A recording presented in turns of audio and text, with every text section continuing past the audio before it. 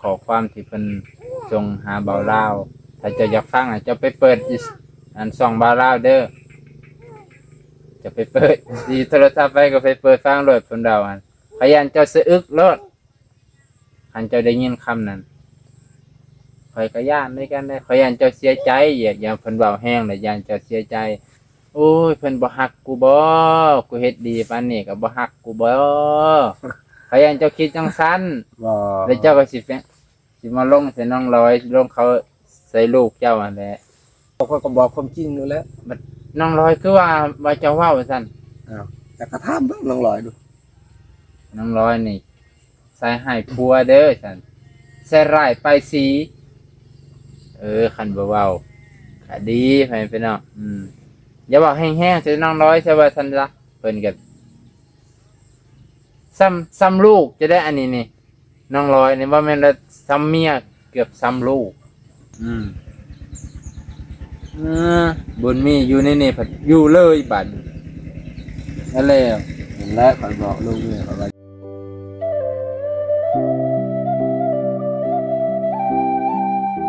ข่อยกลัวบุญประคนตอนนี้เคยมีเงินหรือเปล่า ตัวสบายดีพ่อแม่พี่น้องสบายดีไอ้เกิง สบายดี มื้อนี้มาถามไอ้เกิงเด้อพ่อแม่พี่น้องน้องร้อยสบายดีไหม ถามยังถาม หันหลังใส่เด้อพ่อแม่พี่น้องไอ้เกิงอยู่ละหันหลังใส่ถ้าไอ้เกิงบ่อยู่ละหันหน้าใส่เบานงแม่นบ่ไอ้เกิง แม่น เอ้ย เจ้าโทรศัพท์ มาพี่ มันอยากไปปาดไม้ช่วยเขาอย่างมันนี่ก็ได้ บ่จะสิไปปานไม้ซอยเขาลม จริงไหมจริง โอ้ยดับไว้คลิปเขาเวลาเราถ่ายคลิปอย่างนี้นะกัน มาพี่ไหมมาพี่ตะโกนหน่อย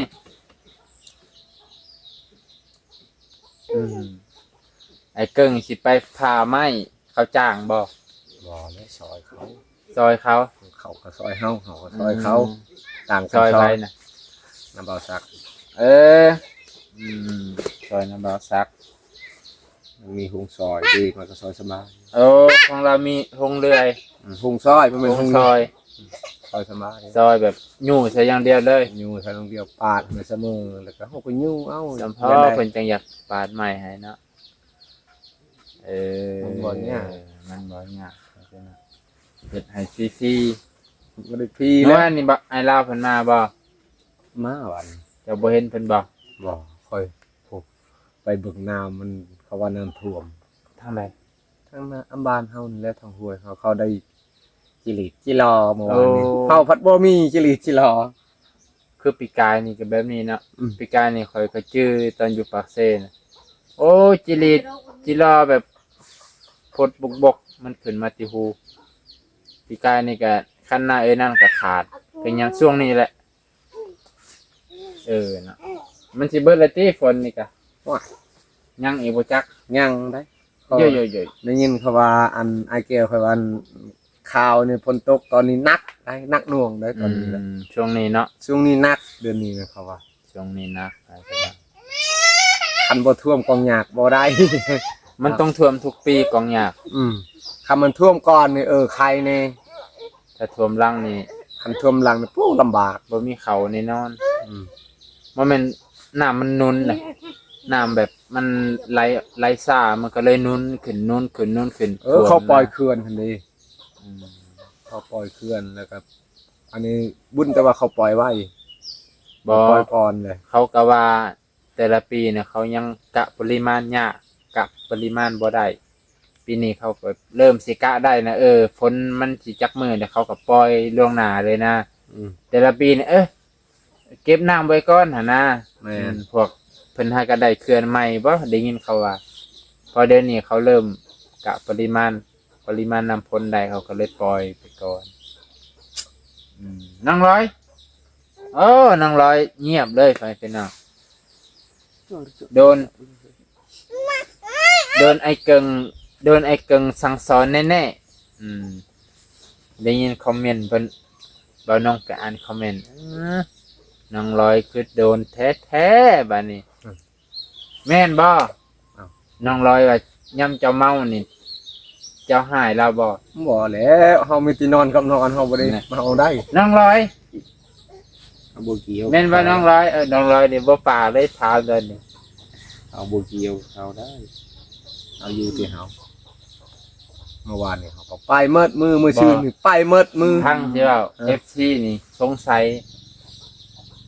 แม่นอีหลีบ่ย่ำเจ้าเมาจะหายลูกหายเมีย บ่ได้ น้องร้อยได้เว้านี่แหละ เฮาบ่ได้ให้ลูกให้เมียอะไรหยังเฮามา คอยถามเนี่ยเจ้าสิไปหายน้องร้อยว่าเอ้า บ่ จังได๋ว่าเจ้าบอกว่าน้องแม่นบ่ หลังกล้องแล้วไปขู่น้องร้อยอีหลีบ่อะ บ่นะบ่ได้ให้ เจ้าบ่ได้เมาบ่อะ บ่ บ่ ปกติได้ บ่คือ แต่อานาเขาผูกแขนนั่นเมามื้อนะฮะ บ่ คอยเมามื้อนะฮะคอยผูกแขนลาน อ อยู่นาครับเขาแหกนาเด้แล้วก็ผูกรถผูกล่างผูกนั่นเขามีรถเด้ อืม รถ3คัน รถนี่ รถจักร2รถไถคันหนึงก็ดี หน้าไผ เขาเอาไป โอ้ เกียงล อันยินดีน้ำเพิ่นน้ำ เนาะลูกหลานเข้ามาที่ไทยเด้ ำเขามีรถได้ รถจักรคันหนึง เบียร์ถ้าได้เขากิน รถไถคันหนึง รถไถคันหนึง รถไถก็ซื้อไหม ไม่ ซื้อจะโดนหรือบ่แม่นบ่รถไถ ไอ้ก็ซื้อเดือน6ในรถ รถนี่ยังนะ กรุงสยาม กรุงสยามเจ็ดปีร้อยนั่นบ่ แม่ แม่นบ่คันใหม่ๆนั่นบ่ แม่น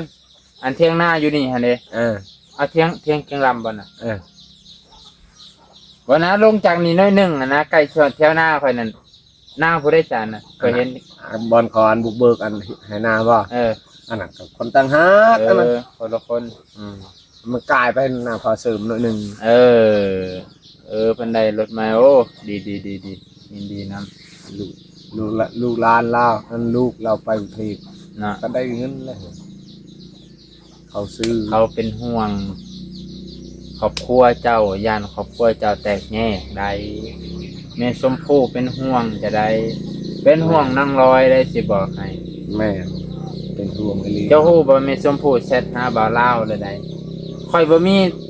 อันนั้นซิบ่ได้เปิดให้เจ้าฟังนั่นเด้อ เจ้าแม่ชมพู่ว่า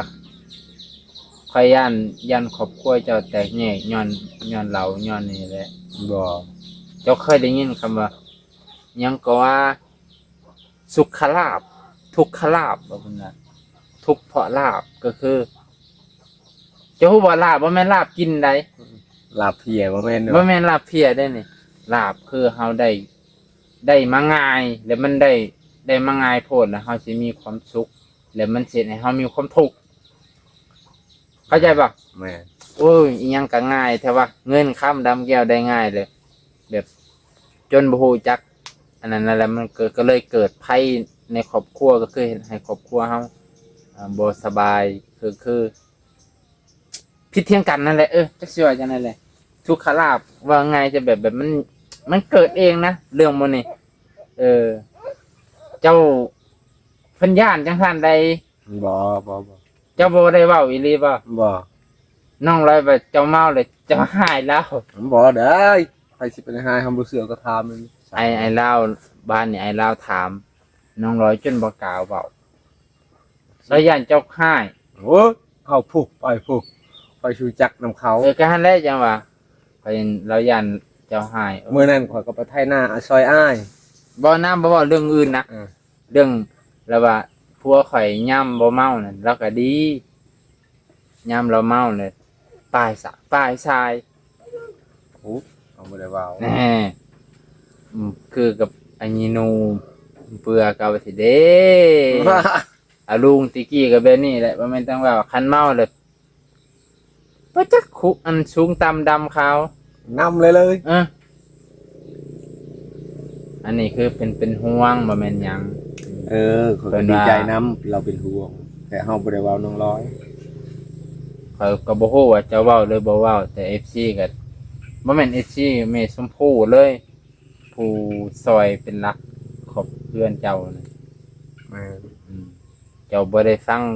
ข้อความที่เพิ่นส่งหาเบาลาวถ้าเจ้าอยากฟังเจ้าไปเปิดอันส่องเบาลาวเด้อ จะไปเปิดดีโทรศัพท์ไปก็ไปเปิดฟังโลดเพิ่นเดาอันพยานเจ้าสะอึกโลด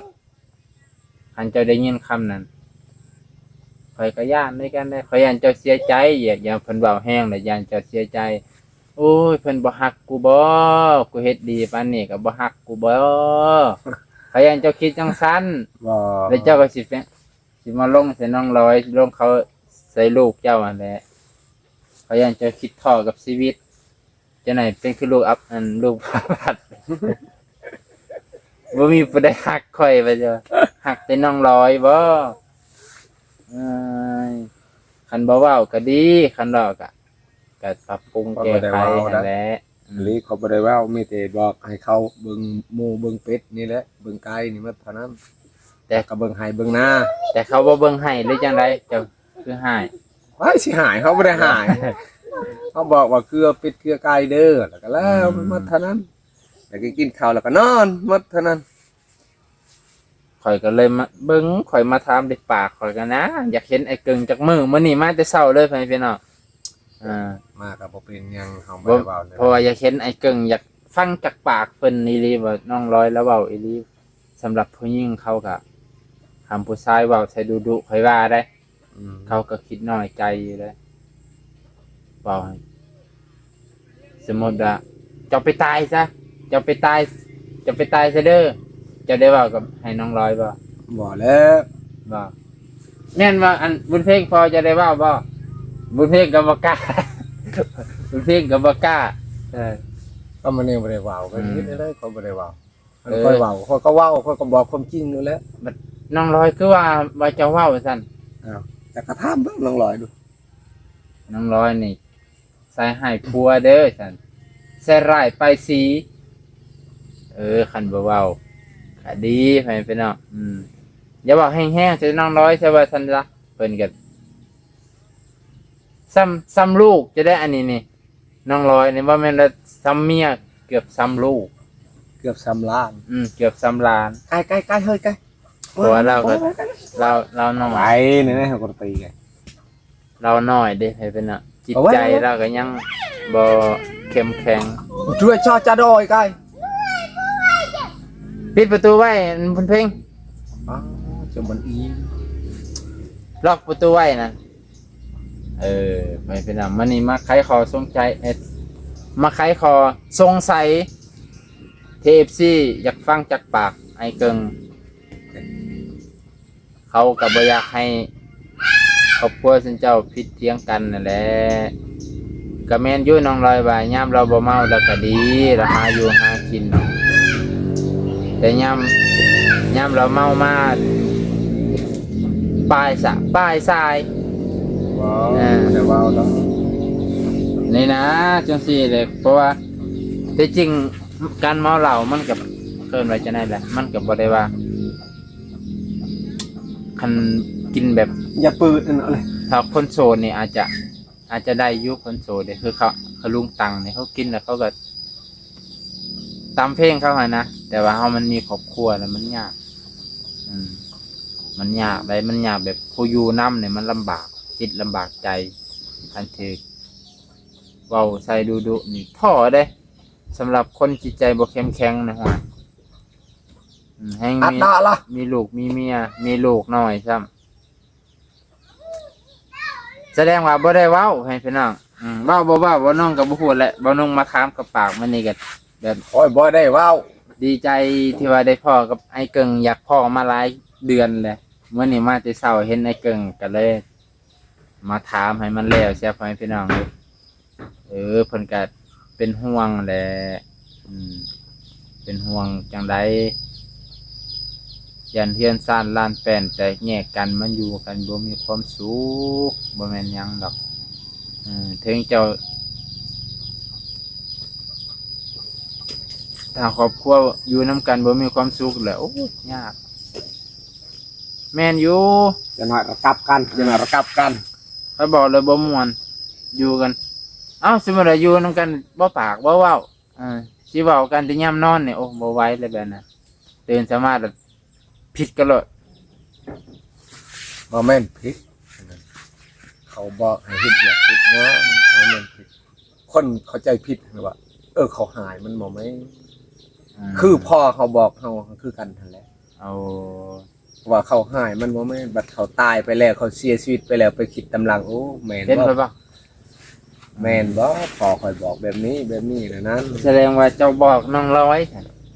แต่น้องร้อยบ่ปฏิ บ่ บัติ เจ้าเอาที่นี่หน้าคอยบอกเอาเว้าหั่นน่ะก็แม่นว่าบอกน้องหน่อยบ่แม่น บ่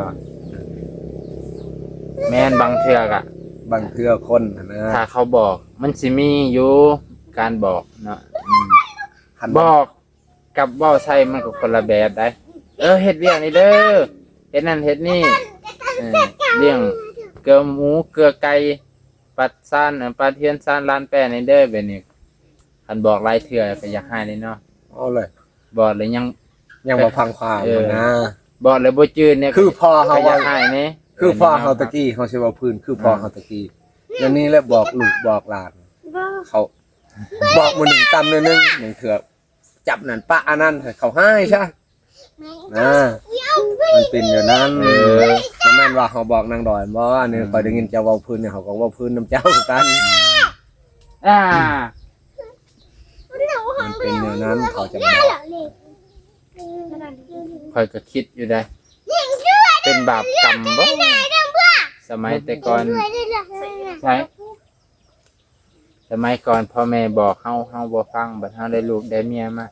ลูกเมียก็บ่ฟังผู้เลย เจ้าก็เป็นย้อนบาปกรรมสมัยพ่อแม่บอกเฮาแล้วเฮาบ่ฟัง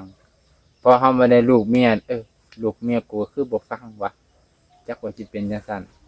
น้าบ่มี อ้าวบ่เห็นบ่เมื่อวานนี่ฮะจะบ่เห็นนะอีวานนี่ในเฮือนเขาอันนาพออาหักนะบ่เห็นนะ เป็นหยัง อ้าวก็เว้าคนเราเท่าแก่นี่แหละ บ่ เว้าสิมหายปลายชี ไผว่าใส่ไผว่า อันเมียบักอันนั้นอันนี้เมียบักอาหักอันนี้ไม่เมียบักกษัตริย์อันนี้ เอ้าอาซาบได้เมียแล้ว กรรมวานนี่ ไปว่า ได้เปลี่ยนแปลงไหมว่า ข่อยบ่เคยเห็นเมียเลยจักเทื่อคน เอา ทำงาน อัน เนี่ย น่ะคนบันนบงนี่ เอาอาซาบได้เมียเลย และ ไปว่าใส่อัน ไปเว้า มัน ใส่ ใจ ผู้ โกนบ่ เว้าใส่ผู้อื่น เออ บอกห้าอีกอันนั้นก็ได้ เขาบอกแล้วให้เขา อืม มันจะบอกก็ได้เดี๋ยวนี้บอกมันจะไปก็ได้ อืม เบนั้นมันกับแมนอยู่เขาก็เลยอบรมเนาะ อบรมจะเขาแกนอบรม เขาให้เปลี่ยนแปลง เพราะว่าเราก็เป็นสะใภ้เป็นสะใภ้ทางไกลน้องร้อยดิฉันทั้งผัวอยู่บ่เงี่ยมเป้ยไปเป็นอ่ะบ่ฟังผัวก็ให้อันนี้ยอมรับ แต่น้องร้อยบ่ฟังน้องร้อยบ่ฟังความแน่ไอ้เกิ่งก็อยากมีอารมณ์ให้นี่แหละบางเถื่อเนาะอันนี้บ่ได้เข้าข้างไอ้เกิ่งเลยพี่น้องเมื่อเช้าไอ้เกิ่งเราอาจจะบุญมีจะขึ้นแล้วบ่ขึ้น แม่เมื่อวานนี้ครับคนเราเท่าแก่เขาจนว่าโอ้นั่นน่ะก็ว้าวหับปูว้าวหันหยาเอ้ยบ่ตูปินไผ่กับพังเขาบอกว่าเรียกงานการจ้าง ปูแล้วก็เว้าเลยบ่ ง่วยเขาก็ใส่เลยแหละเมื่อวานนี้เขาบอกว่าเปลี่ยนแปลงไหมนะ เสียมันคืออโปนเห็นเนาะแม่นบ่อโปนใครพี่น้องเอ้ยน้องร้อยอาจจะกับบ่ฮู้คือกันเนาะน้องร้อยก็เว้าจังซั่นกันยามไอ้เกิงบ่เมาแล้วว่าเราก็ดียามหาว่าเราดีหาอยู่หากินเฮ็ดเพื่อนเพื่อซ่านแล้วว่าเราก็ว่าแต่ว่าเจ้ายามเจ้าเมาเท่านั้นยามที่เจ้าเมาแล้วว่าจังซั่นเราบ่ได้ว่าตอนเจ้าบ่เมาตอนเจ้าบ่เมาเราก็ย้องเราย่านแต่ตอนเจ้าเมาเข้าใจบ่ เข้าใจเลยนะ เจ้าก็อย่ากินดุหลาย ใครจะได้กินกับ อันนั้นแหละ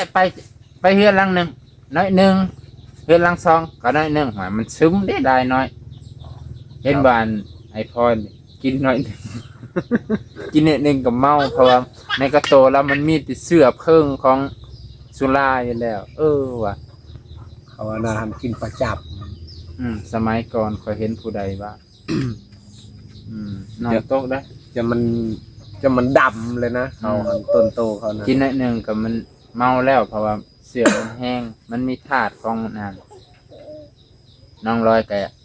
เราก็ย่านอะไรย่ำเจ้าเมาเราก็ย่าน เจ้าอาจจะบอกคู่มือย่ำเจ้าเบาแบบ คือเบาแห้งคือปกติ แต่คนปกติเขาได้ฟังเขาก็ย่านเบาแห้งๆนี่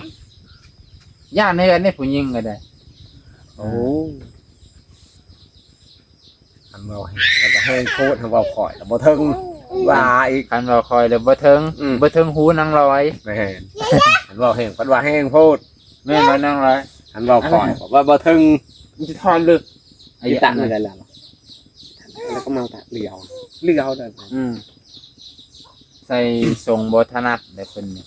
สิเป็นซาวได้ยังนางร้อยมาพี่ติหันหน้าให้พ่อแม่พี่น้องเบิ่งแน่นี่โอ้น้องร้อยนี่แหละนี่บ่ต้องดอก สไลด์ที่เก็บแรงได้ บ่ต้องดอก ว่าแล้วให้ตรงจอดเจ้าเหรอ เด้ไปแม่นบ่ไอ้เกิงเว้าน่ะเจ้าจะใส่ให้ไปสิไอ้เกิงน่ะไอ้เกิงฟ้องความจะได้ เขาที่ฉันเราบอกว่าเราเอาแล้วแต่เราแล้ว เจ้าอย่าให้บ่คันเราเว้าจังสิออกมา ไม่ใช่ให้ฉัน เจ้าให้เมียบ่ว่า บอก ว่า แล้ว ใส่ให้ไปสีผัว โอ้ยแล้วแต่เราแล้ว โอ้ยพัดคอยปิดกล้องแล้วพัด อยู่2 ต่อ 2นึงให้เจ้าเว้าให้เบาน้องฟังเบิ่นตายบัดนี้ข่อยก็บ่ได้ว่าบ่ได้ติบ่ได้ให้เจ้าดอกอะไรเป็นห่วงแม่ผู้เฮ็ดเฮือนน่ะเป็นห่วงเพิ่นแชทหาเบาลาวแบบป้าตัวคันเจ้าได้ฟังข่อยยันเจ้าเสียอกเสียใจก็บ่แม่นหยังยันเพิ่นเป็นคือเจ้าเว้าคือเพิ่นเว้าอันใดยันเพิ่นเว้าจังซั่นคันเจ้าไปฟังตัวเพิ่นแชทเจ้าเสียใจโลดสิบอกให้ข่อยห้ามพ้องว่าเจ้าต้องสะอื่นเลยบ่จักได้เจ้าเนาะเจ้าอาจจะจิตใจแข็งแต่คอยนะว่าเพิ่นก็เป็นห่วงยันน้องร้อยคิดไปไกลแน่และเนาะขันยามนี่แล้วก็ดีไปเพิ่นเนาะยันแต่ยามหมู่เมาเนี่ยบ่น้องก็บ่การันตีกันหมู่บ่ซ่ายเลยยามเมาเนาะเราเข้าปากละยังก็เพิ่นน่ะความยากน่ะบ่มีเพิ่นน่ะได้เบิด แม่นบ่ แม่น เราก็ปากความยากบ่มีช่วย บ่ได้แต่ดาวอังคารแหละ จะเช้าดึกออกผมนี่ได้ ไปเป็นเนาะ อ่ะลึก เพราะว่าช่วงนี้ครอบครัวของเพิ่นนี่รู้สึกว่าบ่ได้เจ็บบ่ได้ไข้จักว่าสิเข้า2 อาทิตย์3 อาทิตย์ฮอดบ่ เมื่อคืนนี้เจ็บท้องมันว่า เจ็บอีกแล้วหากระทั่ว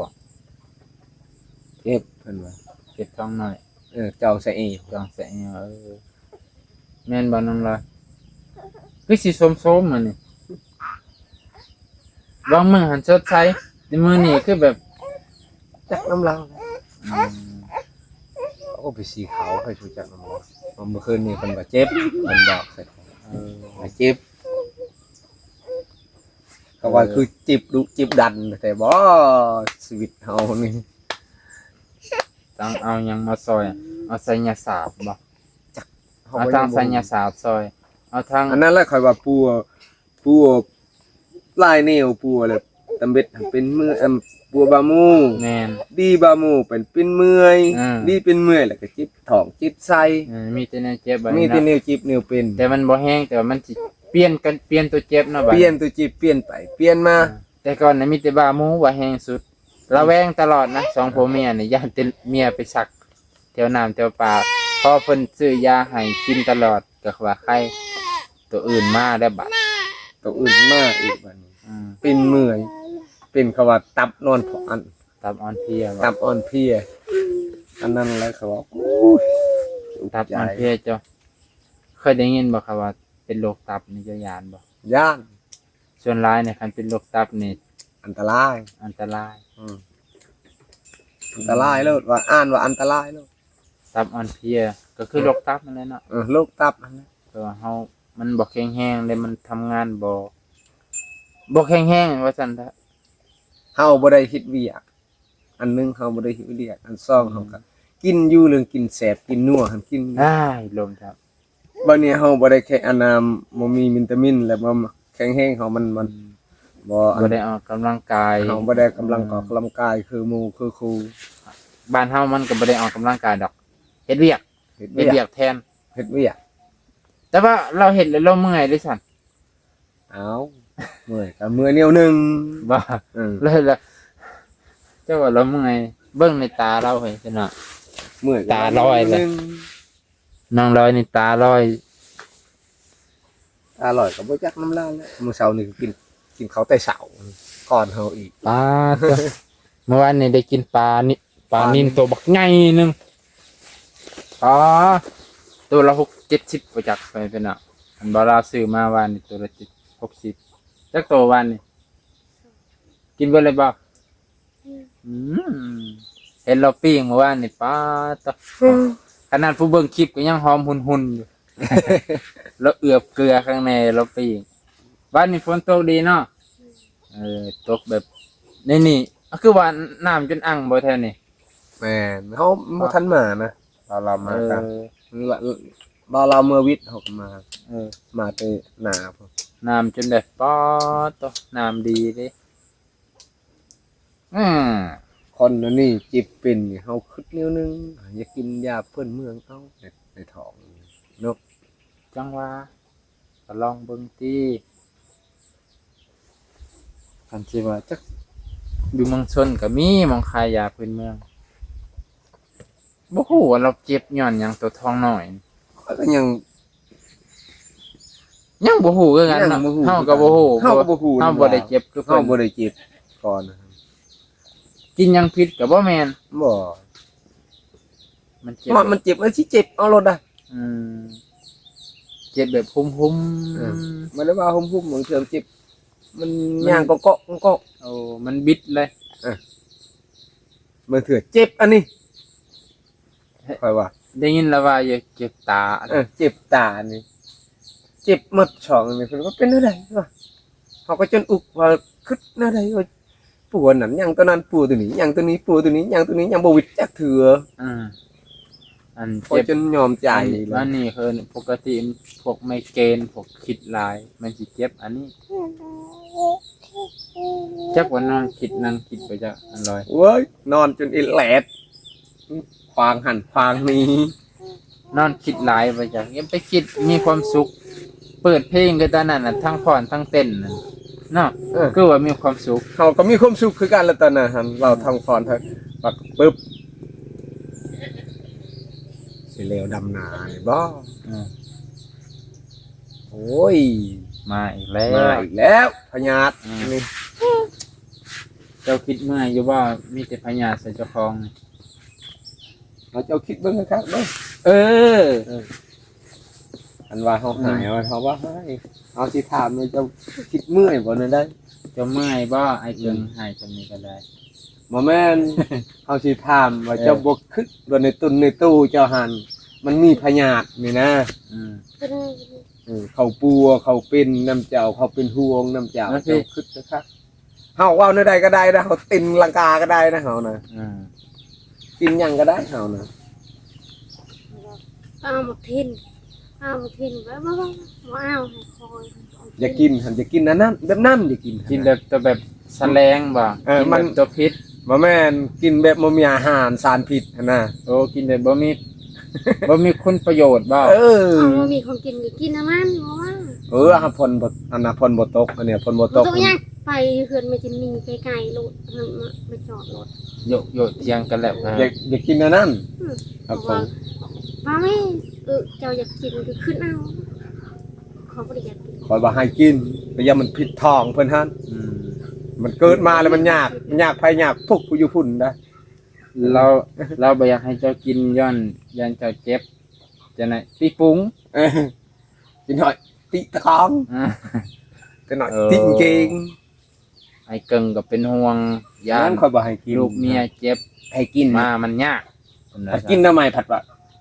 อึกนึก นึกในท้องเอ้าเลยค่อยว่าจังค่อยบ่ได้ไปหาเลยทำไมนะ อืม ค่อยบอกว่า อันเก่งละไม้นี่เด้อขอต้มให้มันอันนั้นมันยังจืดแล้วก็เจ้าใส่ข้าวเบื่อแล้วก็ให้มันสุกคักๆข้าวเบื่อ เถอะเขาเบื่อบ่สุกก็มีส่วนได้ เออ เคยได้บ่อยากแกงหน้ำไม้ไก่ย้อนมันเจ็บอะไรเพิ่นจะบ่อยากให้กินคันกระเพาะนี่กินข้าวเบื่อนี่เป็นเคยอยู่ข้าวเบื่อ แล้วก็บ่ให้กิน เป็นโลดมันอึกนึก ให้ ใน ค ท้อ ลัม ง นี่เรื่องกินตัวใดเนี่ยมันผิด โอ้ยมันเสพ นะมันเสพเขาไปจักลายคือกันแล้วเนี่ยมันเสพเนาะ กระทินนั่น กระทินมีพิษ แซ่ ได้ บ พิษได้ พิษกระเพาะบ่ พิษกระเพาะหันกินหากมันบ่พิษ โอ้ เขาต้มกินหาก กินกับข้าวก็ได้ คือกับแสดงว่าพยาธิตัวเราเป็นน่ะมันผิดกับกระทินแล้วมันก็เลยแบบแห้งอยากคือกับคนนั่นเลยว่า ตัวใดมันสิพิษนี่ให้อยาก แห้งอยากหั้นนะ เออ เจ้าของอาจจะบ่ได้รู้สึกว่ากูกินตัวนี้แล้วมันคือเจ็บหรือว่าหั่นนะ เออ คือคนเป็นกระเพาะนี่แห้งอยากตำบักหุ่งโอ้ยเผ็ดๆแซ่บๆที่จริงกระเพาะนะครับบ่ได้แล้ว มีให้บ่ได้กิน เขาบ่ให้กินของผม เลือดบ่ดีเลือดบ่ดี เลือดจ้าง อันหนึ่งเลือดจางอันสองเขาบ่ให้กินลูกหู โอ้ ขอยันมันขอยันเราพิษกับมักกันทินสองอย่างกายนั้นกินได้สมเซลเนี่ยโอ้ยขอให้มันกินแล้วสมเซลนี่ เห็น มั บ่ กอันน่ะมักคามบ่มักม่วงบ่มัก กิน คอบ่กินโลด เป็นหยัง มันก็มีตัวแจวตัวสมปากอยู่ มันมีวิตามินเฮามันกินมันมีวิตามิน วิตามินซีเด้ เอออั อันพวกสมๆนี่ พวกสมๆเนี่ยให้กินผัดบ่อยได้กิน2-3หน่วยอย่า แจว เจ้าเบิ่งหน้าตาเราฮะ แจวบ่แซ่บบ่จัก บ่แม่นแซ่บบ่แซ่บปกติคนเฮานี่กินส้มนี่แฮ่งแซ่บ อย่าว่าสมปาก เปรี้ยวปากเห็นว่าเฮาไปเที่ยวโคกแล้วนะเฮาหยัดใส่แล้วเราจะได้สุบสมได้ อืมบุญมีอยู่ในนี่ผัดอยู่เลยบัดนั่นแหละ เห็นแล้วข่อยบอกลูกเนี่ยข่อยว่าจะกินนะเฮ้ยมันผิดนะตัวมันผิด คันมันตัวใดมันพิษพัวก็เป็นห่วงแสดงว่าพัวแล้วก็จอบเบิ่งอยู่แต่ได้เมียกินติดแล้วก็บ่อยาก ข่อยบ่ให้ กิน กินเลยมันก็ผิดนะ เจ้าก็ยากอีน้องจะได้พัวหาย อัน ยาก หนึงอันสองนั่นมันจะเป็นนิ้วมันก็ทิ่ม เป็นนิว อืม นิวบีไง นิ้วอันน่ะอันยังเขาว่านิ้วพุงเหี่ยวนี่เด้ โอ้ มันสิเป็นหยังเขาเอิ้นว่านิ้วนะครับนี่ ใส่ติ้งอยู่นะให้ ว้า โคตรเลย พอเห็นตะเกียงลำตะกี้เลยกินกระทินพระเจ้าว่ากินกระทิน ตั้งแต่นั้นจนหอดเที่ยง ว้าวขอโทษนำเวลาเฮาเหี่ยวนี่มันเป็นแดงเลย โอ้ มันบ่ได้ใสบ่ได้ซื่ออีช่าง พวกกระทินนี่ พวก นะ กระทินนี่กระทินพลังแห้งคัก มันเห็นให้ตับทำงานหนักอยู่นะบริณ ๆบ้า ไปบ่ไป แบ บ่ บนึงมักสดานี่มักสดาก็มาให้กินนี่มันสปินนาเซตติ้ง ในมันเด้ ในมันแต่ว่าอันที่มักสดาเลยโอ้ยเก็บมานี่นะหน่วยตัวใหญ่ๆชำนี้แห้งมาก คันบวกินในมันก็ได้ยำละเอียด แต่ค่อยว่าหันยากที่ยำละเอียด นี่อีหน่อยนี่ไปกินย้อนกินมักสดาแหละตื่นมื้อเช้าแลนใส่มักสดาตื่นมื้อเช้าแลนใส่มักสดาของมันแสบเด้ตื่นมื้อเช้าแลนใส่มักสดาห้อยมาฮอด2เดือนแน่เป็นมักอันเป็นไซติ้ง อีหลีมันมีในมัน มีในมัน ในมันกระเพาะบดบละเอียดแล้วมันไปข้างแถวใสที่มันเป็นตุ่มออกมา มันไปมุดอยู่หันเขาก็เลยว่าใส่ แม่นบักหุงนี่คล้ายๆแหน่บักหุง มันบ่มีใน มาแม่นมันอยากให้เฮากินมันเฮาใส่ส้มแซนันเด้ มันมีส้มมีอันนั่นเด้ไข่แหน่มักกะทินกับมักสิดาเนี่ยโอ้ยเฮายอมมาให้มันกินเอาว่านั่นนั่นได้เฮ้ยในมื้อนั้นจอดว่าอุ้ยเจ้าอย่ากินก็ขึ้นเอาเอง เห็นบ่ไอ้เกิงว่าหั่นถึก เอาว่านั่นนั่นเราได้ขอยามันเจ็บห้ามมันเจ็บแบบลำบากไผลำบากผู้อยู่พุ่นน่ะจะน้อยปัว นะเพิ่นก็ลำบากใจนำเลยผู้ซอยเงินก็ได้ เขาบ่แม่นอยู่พุ่นก็บ่แม่นว่าเขานั่งอยู่ซื่อๆเขาก็เฮ็ดงานคืออันงาน หาเงินประจำ หาเงินคือเฮาคือกัน แน่กลัวว่าวเลยทีว่าน้องร้อยเอาไปพี่น้องจบเพียงเท่านี้แหละทั้งเบิดทั้งมวลก็ถามเพื่อพ่อแม่พี่น้องอยากคูอยากฟังนั่นแหละและกับเบาน้องกะมาเว้าสู่เพิ่นฟังก็บ่อยากให้เป็นคือกับเพิ่นว่าหั่นแหละเพราะว่าผู้ซอยเฮือนซอยซ่านเพิ่นก็เป็นห่วงเพิ่นก็บ่อยากให้ ทั่วปูนไปนี่ เพิ่นก็บ่อยากให้พ่อแม่บ่อยากให้ครอบครัวแตกแยกและให้พี่น้อง